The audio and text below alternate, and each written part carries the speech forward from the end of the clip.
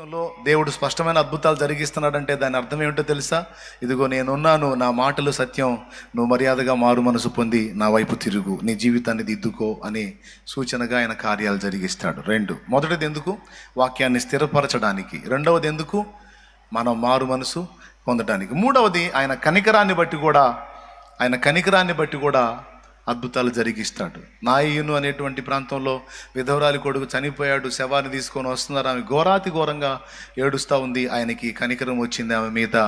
So ఆ కనికరాన్ని బట్టి వెళ్ళి పాడిని ముట్టి చచ్చినోడిని బ్రతికించి ఆమె కుమారుణ్ణి ఆమెకి ఇచ్చాడు. దీన్ని బట్టి అక్కడున్న ప్రజలు తానెవరో తెలుసుకోవాలి.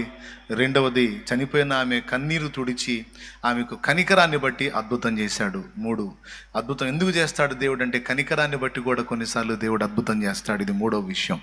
మొదటిది ఎందుకు చేస్తాడు చెప్పండి? వాక్యాన్ని స్థిరపరచడానికి.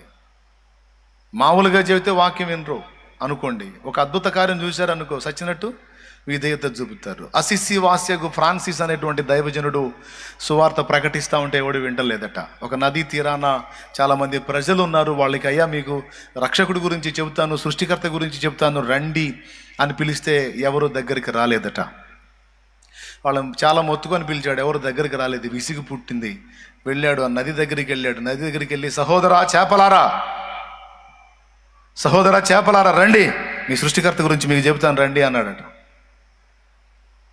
అంతే, కుప్పల తెప్పలుగా చేపలన్నీ కూడా కుప్పల తెప్పలుగా వచ్చి ఒకదాని మీద ఒకటి ఎగసెగసి పడుతూ ఆయన మాట్లాడినంతసేపు అవి వింటా ఉన్నాయట.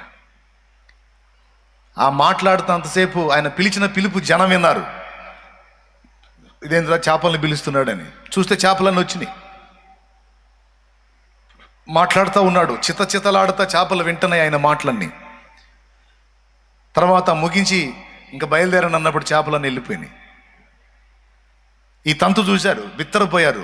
ఆయన అసిసి వాసికు ఫ్రాన్సిస్ అంటే దైవజనుడు. ఆ చేపలు వెళ్ళిపోయిన తర్వాత సస్తా బతుకుతో వచ్చారు. అయ్యా